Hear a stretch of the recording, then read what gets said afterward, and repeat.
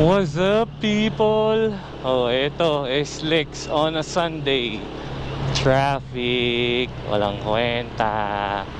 Banu talagang Pilipinas. Anyway, pauwi lang tayo galing Mamplasan.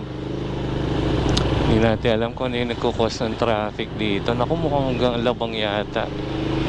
Pauwi tayo galing Mamplasan. Nakipag-meet up lang ako kay Mark Navasca kasi siya yung bumili ng ating extra na SJ6 Legend. So sana magamit niya yon. Sabi niya for his safety daw eh. Hindi actually pang vlog pero he's gonna use it para sa daily niya na biyahe pag bumabiyahe siya. It's always best din na may camera nga kada bumabiyahe, lalo kung daily ka nakamotor. Kasi kung ang mga kotse nga nakaganon na rin eh, naka dashcam. Karamihan ng mga sasakyan ngayon naglalagay ng dashcam. Number one, for security siyempre, tapos sa mga aksidente malaking bagay yon. Pero hanggat maaari sana yung dashcam hindi magamit na pangkuha ng ebidensya pag na-aksidente ka, di ba? Wala namang may gustong ma-aksidente, pero yun, overall maganda yung meron kang dashcam or helmet cam naman sa mga nagmumotor. Malaking bagay yun. So for those who are watching na yung mga riders din, siguro lalo kung daily ka nagmumotor, I would strongly suggest na meron kang camera na parating nagre-record habang bumabiyahe para sa safety mo, for your security and whatnot. Nakakairita men, bakit ganoon? Bakit mabagal ang usad ng sasakyan o na Sunday? Tingnan nyo kung gaano karami. Ito siguro mga galing Tagaytay siguro tong mga to. Etong lamang ng nakamotor eh. Sa expressway, nakaka-filter ka. Sila mabagal, ako isa, tapos malalagpasan ko 5, 10 kotse. Yan, laking bagay niyan. Yun ang lamang ng nakamotor pagdating sa mga ganitong traffic.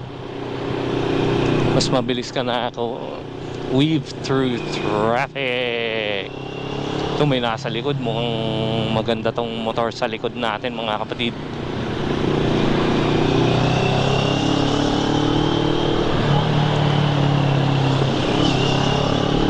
Ayan, mukhang dito lang baka may ginagawa dito.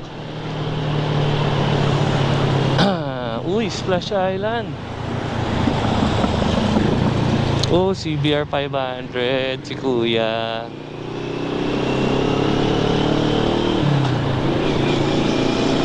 CBR 500. Piya.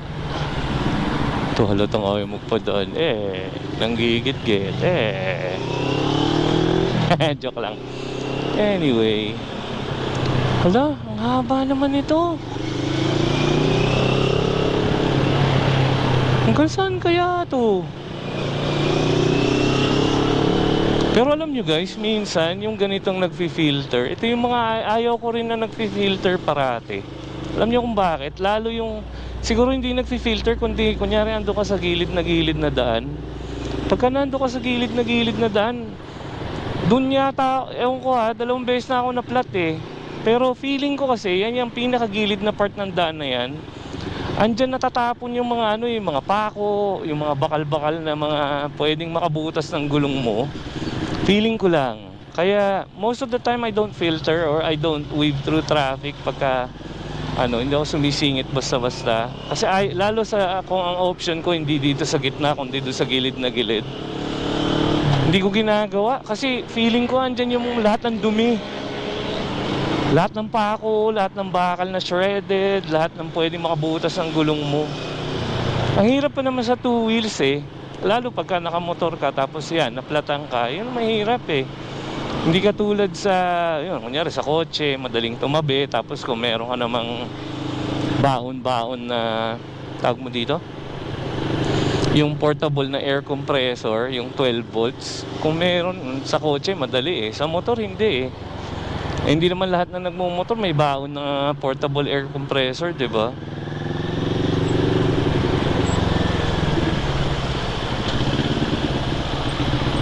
Tingnan mo to, katulad nito ayaw magpasingit.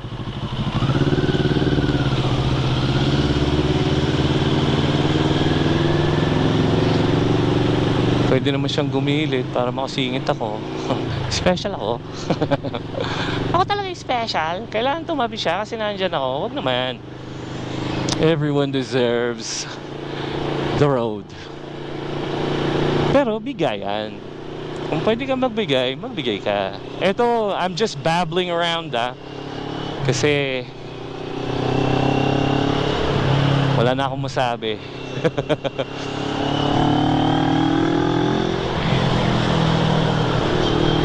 Sana hindi sobrang traffic, men. Feeling ko volume na lang talaga to eh. Ito yung mga galing Tagaytay, galing Laguna, galing Quezon siguro, Bicol and what not, yung mga paluwas. Sunday din kasi. Pero kanina nung papunta ako ng Mamplasan, hindi pa ganito eh. Oras na ba? 4 o'clock? Oh, ito na nga yun. Ito na yung oras na nag-uuwian ng tao. Pero parang may nakita ako rito kanina eh. Parang may ginagawang part.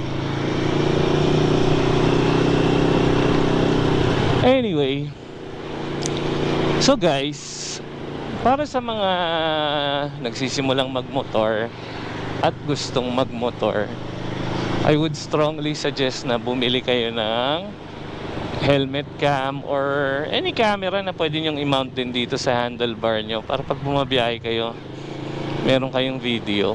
Ay, di, kung meron ka na rin lang camera, di mag-vlog ka na rin. Anong malay mo? Bigla ka sumikat. Tulad ko, na hindi sikat. Di naman nating goal yung sumikat sa pagiging vlogger eh. Ang goal natin dyan eh ma-share lang yung mga paminsan-minsang napagtripan natin mag-vlog, ma-share natin yung mga kaalaman natin sa pagmumotor o yung mga gadget na nabibili natin na abot kayang presyo pero sulit naman, yung mga ganyan. Kasi guys, alam nyo, hindi ako mahilig bumili ng mga mamahaling gamit. Bumibili ako ng mga gamit yung nasa-serve niya yung purpose niya, mas mura kaysa sa syempre mga branded na kilalang brand, kunyari sa camera, GoPros and what not, or 360, mga Insta360. Hindi ako bibili niyan. Magkakaroon lang ako niyan pag may nagbigay sa akin ng libre, pero hindi ako bibili yan kasi sobrang mahal. I'd buy something that would that would serve the same purpose, pero mura, mas mura. Sobrang mas mura. Katulad nitong 360 cam ko na to, maganda naman ang kuha niya. Tapos compared sa Insta360, maganda rin ang stabilization yan eh. Compared sa Insta360 na parang 30,000 yata noon nung unang labas, ito 10,000 ko lang nabili pero it serves the same purpose. It takes 360 videos. Maganda naman yung quality, malinaw, maganda yung stabilization. Yun lang happy na ako eh. Tsaka yun nga, hindi naman ako parating nagva-vlog para mamuhunan sa mga mamahaling gamit. Siguro kung may mga mahal akong gamit, yun yung mga para sa safety ko. Ganon. Parang yung riding gears mo, huwag mong titipirin, bumili ka ng magandang klase kasi para sa iyan. Katawan mo yan eh. Remember, sa ating mga nagmumotor, malaking bagay yung safety mo, yung katawan mo protektado dahil hindi katulad ng sasakyan na may nakapalibot sa yung kaha sa aksidente. Sa motor, katawan mo kaagad. Pag tumilapong ka, katawan mo na kaagad.